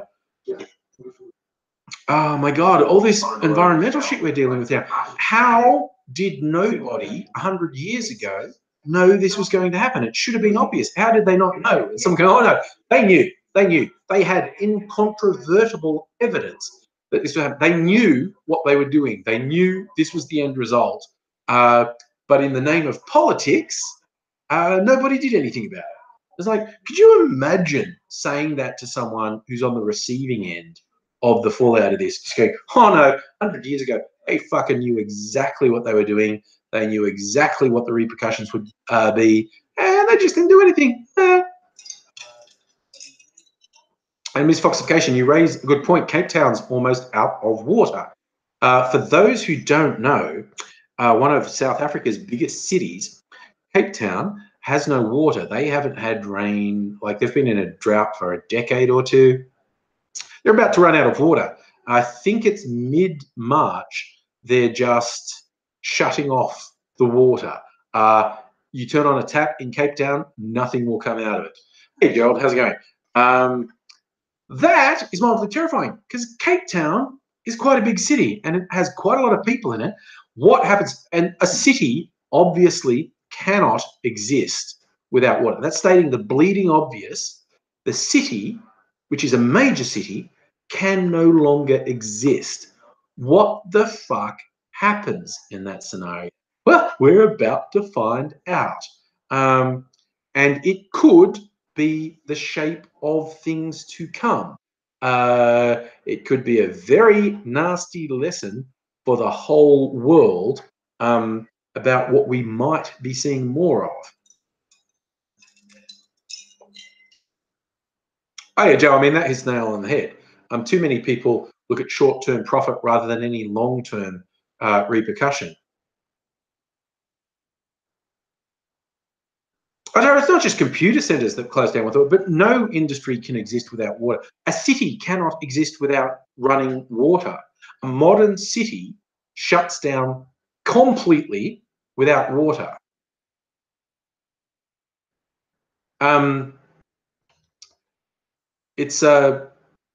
You literally cannot exist in a major urban center without running water. Smiley Cat, we're talking about how Cape Town in South Africa is about to run out of water. And that's what we call a goddamn catastrophe. And we will see what the hell happens there. But it ain't going to be good. Not going to be good at all. It's going to be the first major urban center in the world to just run out of water. And we'll see what fucking happens next, but it's not going to be pretty. What's the population? That is a good question. Hey, guess what? We're on the internet, can find that out. Population of Cape Town. How big a city is Cape Town? 500,000 people. Okay. So on one level, we're lucky that it's only 400 and some thousand people. And it's not a city of a couple million people. But letter T with the trolling. Dear. So yeah, so it's about 400 to 500,000 people will be affected by this. Fuck knows what will happen.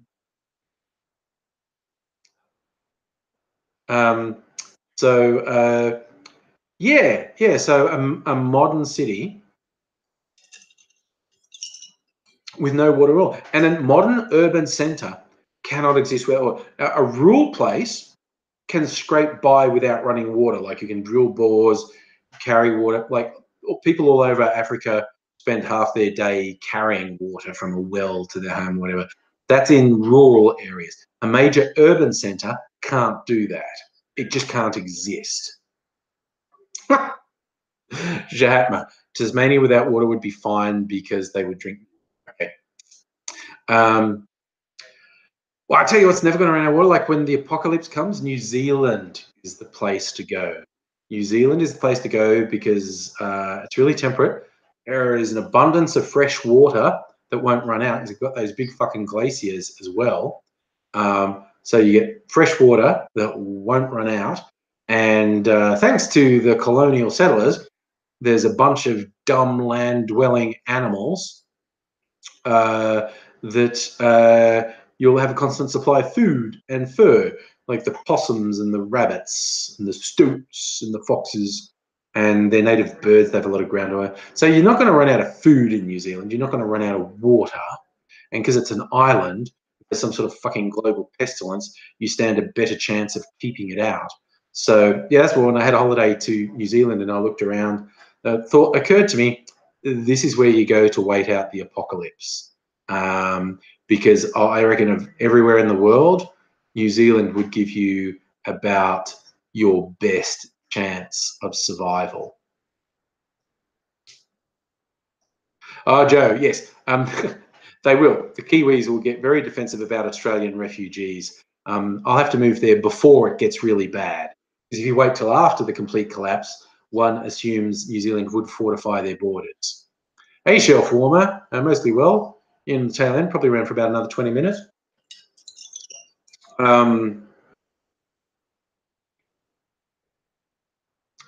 Obvious classification.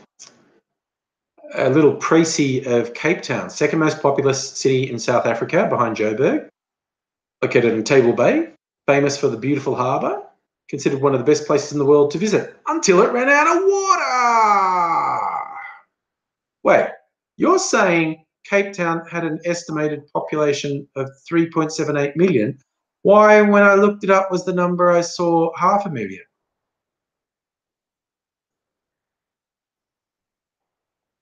I'm confused now. I am super confused.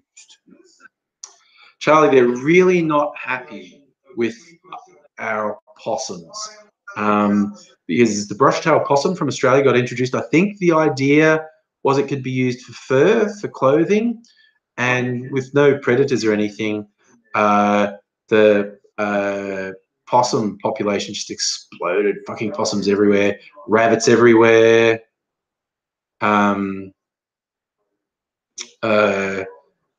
foxes and stoats as well. Maybe it's the central areas. So are we thinking that number of people affected by the lack of water is actually 3.5 million? Because that would be way fucking worse than 500,000. Obviously. So, okay, so 3.5 million, yep, that's a pretty fucking serious catastrophe, because effectively they all become refugees. You can't continue to live there without water. You just can't. You have to go somewhere else. Just goes, oh man, this is going to be fucking ugly. Not looking forward to seeing what happens there when the water shuts off. It's going to be real bad. A lot of people are going to die. And like I said, it could be a warning for the rest of the world. This is what happens when you run out of water.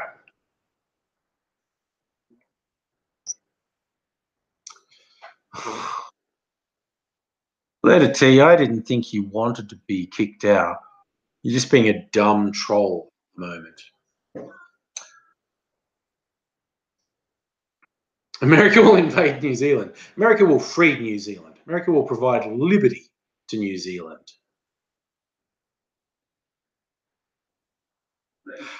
That is the other thing is foxification. Obviously, with no water locally, farmers can't water their crops. So food would be astronomically more expensive in Cape Town as well.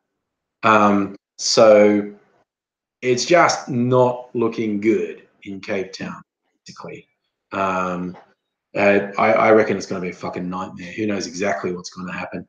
But it ain't going to be good. Just, you know, hey, Sharon, I'm doing well. I hope you are too.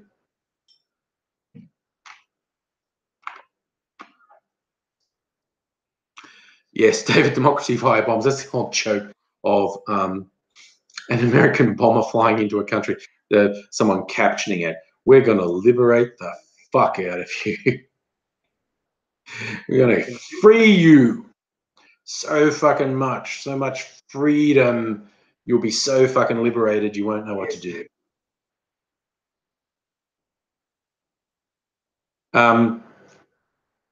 But yes, New Zealand is quite nice. You know, in all...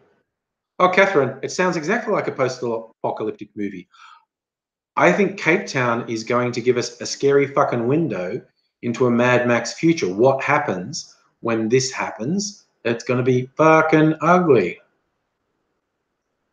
Shelf warmer.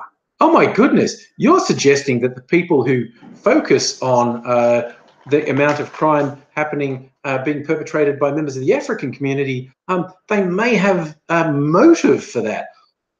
I'm shocked. I'm shocked to think they aren't being complete. Okay, someone just got bored of being in the chat. Fair enough. You can go away then. It's that simple. If you're going to be boring and stupid, you go away. Yes. I mean, for those who don't know, this has been an ongoing thing where a particularly cowardly fucking loser, who we just call the Stain, launched his hate mob at me because I had the audacity to say the conservative media and politicians that circulated the complete lie that there was an out-of-control crime wave in Melbourne perpetrated by African youth gangs.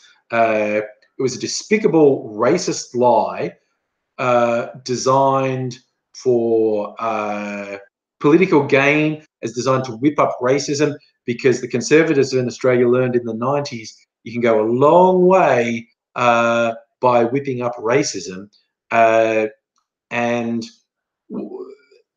they're just telling just bizarre, blatant lies like people in Melbourne are scared to leave their homes. They won't go out at night. Melbourne, in a recent global survey, was the 5th safest city in the world. The crime rate has been consistently going down over like the last decade. Yes, you can point to statistics and say, based on reported crime statistics, a group that makes up 1%, a group that makes up 0.1% of the population figures in 1% of the crime. So you can say, and that is people of African extraction. So you can say, oh, look, they're disproportionately represented 10 times. But the actual number of crimes is absurdly low. And the overwhelming majority of the crimes are non-violent. They're car theft and housebreaking. And the filthy, disgusting, lying people in the conservative politics and media highlight some dramatic ones, like there were some carjackings, there were some home invasions. And the one that blew my mind, that they're blowing it all out of proportion, was in one little conflict with some young African lads. It turned into a physical fight and they got arrested. Well, one of the cops got kicked in the head, and they're posting a picture of this cop with a black eye. You go, and like, this is the worst thing that has happened in the history of ever. Now, okay, these little fuckers who were involved in this whole shit and got in a punch on with the cops, yep, they absolutely deserve to be arrested and jailed. 100%, no excuse for their behavior. But the idea of parading a cop around who's got a fucking black eye as if this is the worst thing that has ever happened in the history of ever is fucking ridiculous. And as I was saying, the people who bring this up, it's simple and factual. The people who made up the lie, and it was a deliberate lie, and they knew it was a lie when they were saying it. So the people who made up the lies about out of control crime wave driven by African youth gangs in Melbourne, they're liars. The lie is based in racism. The lie is designed to appeal to racists and to inflame racism. If you repeat something that is such an obvious lie, you are somewhere on this spectrum of being stupid, racist, liar. Okay? Either you know it's not true, but you repeat it anyway because it suits your agenda, because you're a racist or you want to whip up racism, or if you actually literally believe it's true, you're a fucking moron. You are just straight up fucking stupid. And that is what these fuckheads in the media and politics are relying on. There being a decent chunk of the population who's fucking stupid, who believe, like, if you're just living in Melbourne and they're going, crime wave, crime wave, crime wave. And it's like, what? What crime wave? And then they point to individual, very dramatic looking events. And it's the thing, yes, I never once said the crimes don't exist. I never once said there wasn't a problem that does seem disproportionate with the young people from African communities, but pushing it as being an actual, like, out of control crime wave problem is blatantly untrue. And it's a deliberate lie, built-in racism to appeal to racists, to deliberately inflame and provoke racism. So I have zero time whatsoever for anyone who says that shit, because it's dumb, racist lies. Just bring out Barnaby Joyce, who loves the truth so much. He's gone. No, man, he's gone. Barnaby Joyce won't be leader of the Nationals as soon as Monday, I reckon. The tipping point is, it's funny because I made a video about him last week, and I was worried I was too late, because when the story finally broke that Mr. Traditional Family Values, who thought he could dictate other people's lives because he was predicting traditional family values, who was fucking someone else, was fucking a member of his staff, while saying he's protecting traditional family values, I basically knew he was gone. He was going to be gone. I made the video almost a week after the story first broke. I was worried I was too late. But what happened when it first broke, pendulum started slowly swinging against Barnaby, like he's gone, he's gone, he's gone, he's gone, he's gone. And then there was a tipping point where Joyce was just saying, he's not backing down at all. Fuck you, I don't care what you say. And so it swung back a bit, like, I don't think it's going to get him.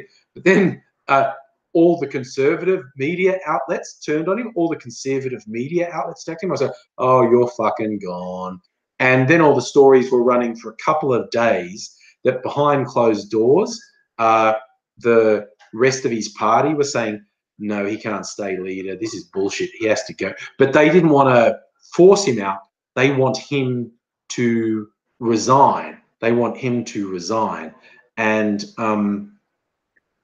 he's being very difficult about that. But it was all behind closed doors until yesterday, when some really high profile nationals started publicly saying he should go, he has to go, and they're putting their name and face to it. And it's going, okay, now you're fucked, buddy. They've gone public because you won't just quietly resign.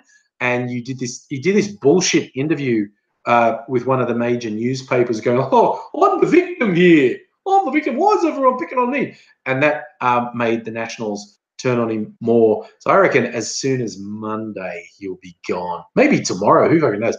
But I'd be surprised if he wasn't gone by Monday, because his own party is openly saying he has to go. He can't really withstand that. He'll be gone soon. Oh, well, that's a cheery thought, David. Dutton elbowing Turnbull as PM, which would be hilarious because he's as unpalatable as Tony Abbott. I could be wrong on this, but I don't see the Libs offing Turnbull. I think they're going to the next election with Turnbull, and they'll get massacred at the next election. Like it'll be blood in the gutters. It'll be so full on. But if they put Dutton, for those who don't know, Dutton is this. People always refer to him as like a psychopathic potato because he's got this expressionless face that looks like a potato. But he's a former Queensland drug cop. Queensland police force is notoriously corrupt. And in police forces around the world, the drug cops are notoriously corrupt. And Dutton is a violent, racist prick.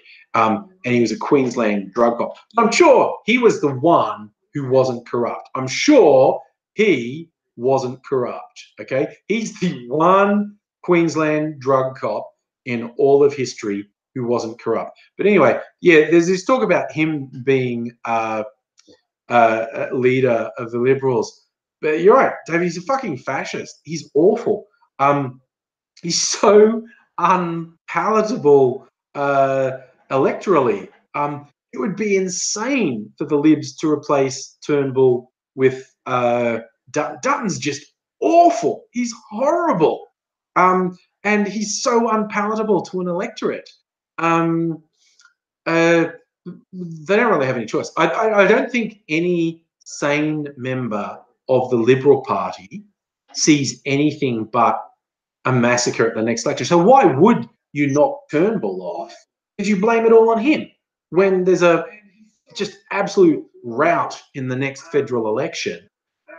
You blame it on Turnbull. If you replace him with someone, it doesn't matter who that is, they're still getting wiped out in the next election. So you'd have to be completely divorced from reality to go, no, get rid of Turnbull. I want to be Prime Minister, because you're going to get massacred in the next election. So I think they'll just sit back and go, oh, let Turnbull keep going. He can lose 100 opinion polls in a row. We don't care. Just try and recover after the next election.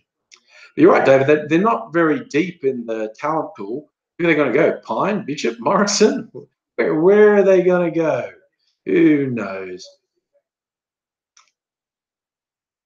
I think, who's going to kill us all? I'm just seeing these guys say, oh, it's going to kill us all.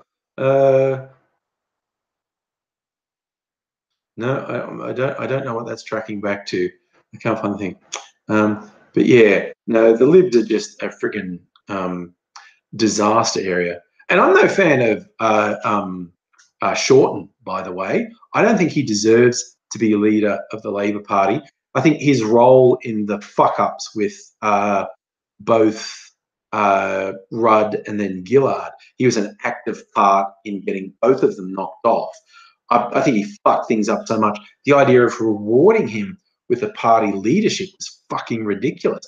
I am not a fan of Shorten's, and he's just kind of going to fall into the prime ministership, which he doesn't fucking deserve as far as I'm concerned. He's so inconsistent. He's shown the capacity to be inspirational, to have a little bit of a spine, but he doesn't fucking deserve it. He's got no consistency. I'm not a fan of Shorten's at all. I most definitely want the Labor Party to replace the Conservative coalition.